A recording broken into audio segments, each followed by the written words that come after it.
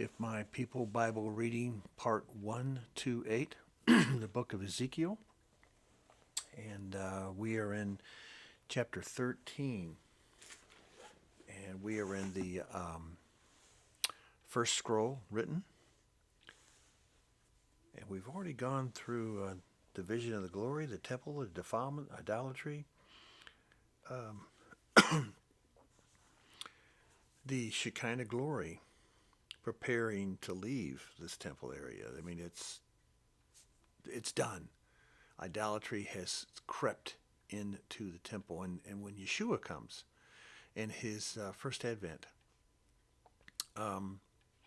they have Sadducees, they had Pharisees, different types of lawyers, different types of beliefs. Everyone sits and argues. They don't really have any love coming out of that temple at all when Yeshua walks into it the times that he has in the temple area. And even sat down with these when he was a young man, 12 years old, and just marveled them. But they don't get it. When Gamaliel taught Paul, Saul ended up being taught everything about the law, the argument of the law, and the differences between the law. And so when Paul witnessed as a young man the death of Stephen, to him, according to the law he was taught by Gamaliel. Now, people say, well, Gamaliel was a great and wonderful and powerful rabbi. Really? I disagree with that. And some of my closest friends don't agree with you at all. If Gamaliel was so good, how come he just didn't have a clue about Yeshua? He had no clue whatsoever. And there's no written document anywhere on the face of this earth that's come up about Gamaliel, right? So let's not paint a different picture for those who really enjoy reading Hebrew. Now, I'm not falling for that stuff of the fake religion that currently exists that totally denies Yeshua, because there are incredible, powerful messianics out there who are going after Christians and those who have left the church, going into Hebrew roots movement, and they're messing with their minds, because they'll say, oh, we love Messiah. You love Messiah. We all love Messiah. We need to pour in hundreds of millions of dollars every year to take care of our totally atheistic people who call themselves Jewish. Wrong. Where did that come from? That comes from the synagogue of Satan. Because when you sit down, and most of my friends and Christians, Messianics, who believe in Yeshua HaMashiach, the one and only one, and Hebrew roots, they don't fall for that. They don't for that. But the some that do, I just simply tell them, have you ever sat down and talked to a Messianic and find out if he is truly believing in the Messiah? Because there have been many, many Messiahs, many Antichrists. Oh, well, I am the Messiah, whatever. And simply asking a question. Most of the time they don't lie. They'll just fill you full of nonsense and bull manure. But they won't lie to you. For instance, so you believe that there's a coming Messiah who will save the world. Oh, yeah, that's what they'll say. Okay. Is he going to be all-powerful? Oh, he's going to be all-powerful. Is it going to be a Messiah, anointed? Oh, yes, he's going to be anointed. Is his name going to be Yeshua, salvation? Oh, it's going to be that. Is he the first one that came the first time in the first advent? Well, no. Well, then let me keep going with this. Okay, thank you for saying no. Thank you for saying no, Mr. Very Genius Rabbi Messianic. Okay, who are messing with my friends. And that's why I get so adamant on this. I don't let people mess with my friends. Are you my friend? Then I will protect you. And I expect you to protect me. You're a shepherd. Shepherds protect each other and their flocks. Hey, Mr. Genius, Messianic Rabbi, is this Messianic Messiah a rabbi? Oh, yes. Is he capable of doing miracles? Oh, yes. Is he the son of Yahweh, the only begotten son of Yahweh? Well, no. Oh, is he just a very anointed human that's given power by the God of this world? But he's human, and he's going to make all of us slaves to the Jews?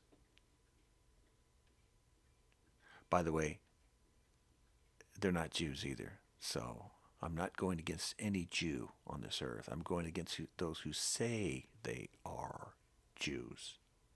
Say they are. And what am I going to do? I'm going to pray to the Father, and Father's going to take care of them. Because the Father promises through this Bible, don't go out there and do judgment on your own. Just pray to Him, keep communication with Him every day, and He'll take care of things. These people in this world have a lot of power right now. There's a lot of socialism, Zion, extreme up and down Zionism, left, right, and backwards, liars, cheats, frauds, communism, atheists in the greatest extent. There is all this power coming up. All these demons from hell are coming out right now. And are they going to take roughshod over it? Oh yeah. Are they going to take out some of the better, those who understand, and the elect, even some of the very elect? Yeah, possibly. Yeah, they're that good. Are people going to listen to you, a shepherd, like the mainline institutional church ministers do today? No. We're a remnant, remember? Over and over again. We are a remnant. And a remnant is what we are. So know, if we talk to 1,000 people, 120 of 100, I don't know, out of 1,000, that's about it. And another 20, 30, 40% of those people are Christians. They're sheep. And sheep are dumb as rocks, and you're not going to get through to them either. But those other 60% out there, the 2/3, and I'm just using numbers because 1/3 of the angels in heaven decided to leave and give up their first estate. They left Yahweh. Yeah, they did. So how many humans? I figured 2/3. Even more than, if the angels can be fooled, the humans are just open bait. So we are remnant. So now we finished up with prophecy against the rulers of Jerusalem, Ezekiel's and Acts destruction of Jerusalem, and now we are in chapter 13, which is the prophecy against false prophets and prophetesses, female prophets. I don't think I can say that word. So that's part 128 of If My People. And let's get on with it. You got to hang on these days. This is, a mess we're in. As you go through this, all the way up through, it's just one catastrophe after another in reading up to through chapter 19 here. The elegy of Yehovah, Yahweh, the princes of Israel. It's about Israel. And the Christian churches keep pressing Jews. Well, why do they keep talking about Jews when that's 1/12 of Israel? And all those grafted in. So that's a lot of people. And if it's 144,000 or more, the more the better as far as I'm concerned. But I'm using the number 144,000. That's why I don't see a problem with seeing so many people in Ezekiel's vision in this temple in the millennium as those who have been hearing and obeying now and follow Shabbats on Shabbats. Because nobody calls Sunday morning or Sunday afternoon Shabbat, do they? They call it Sunday church. So everyone knows.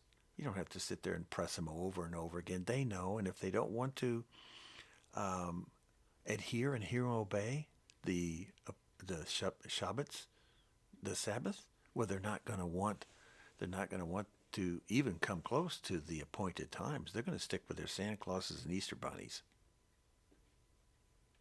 and somehow make a holy day out of St. Patrick's Day and Halloween. So there's only so much you can do there. This is what Ezekiel is. It's a temple. It's a vision. It's a vision of the future. It's a vision that should have been followed out once again. Yahweh gave them an opportunity back in the Babylonians. He sent them off. He's bringing them back.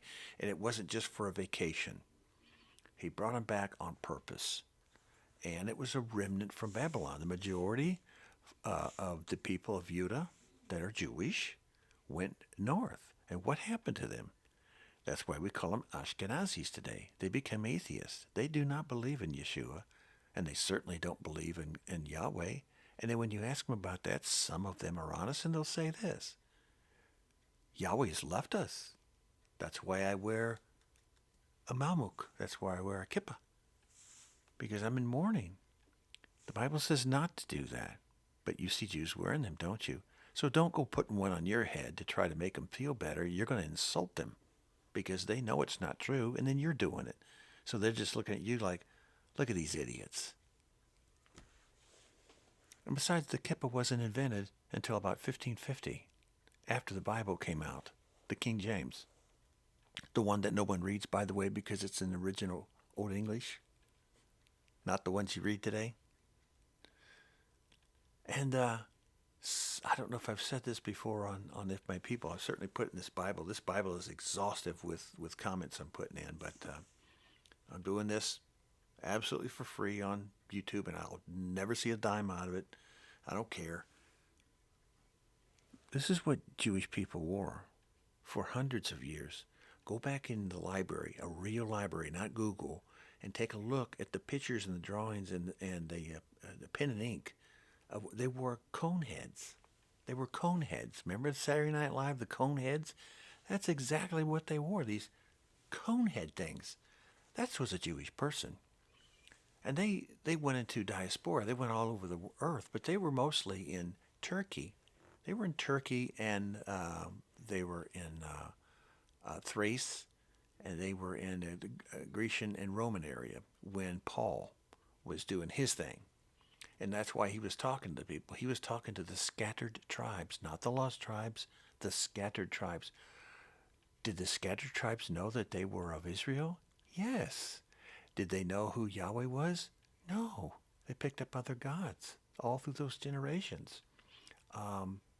That's who they did. That's what they did. Did they know who Yeshua was? No. Did they know that one like that was coming? Yes. Did Paul introduce him? Yes. Did the Ruach, actually the one, talk to those people through Paul? Yes. Is that how you do it today? You talk, you have the Ruach in you, the Spirit, because you hear and obey, and you give people, and you witness to them. You're not witnessing to them. The Spirit is. So who's the Spirit in you talking to in them? He's talking to the Spirit in them, the Ruach and the Ruach. So the Ruach HaKodesh, the Kadosh Spirit in you, when your cup is full, flows naturally into the next person. So everybody, all you have to say is, would you come with me and follow and hear Yahweh and be a disciple of his? And you will say, just as Abraham and Isaac and Jacob, here I am, Lord. Here I am, Adonai. Here I am. You don't have to have a come to Jesus meeting and yell and scream at people every Sunday. Okay? That's all of up to chapter 20 now. The next reading will be 129, and it's going to be scroll number 2. Scroll number 2. Keep reading. See you then.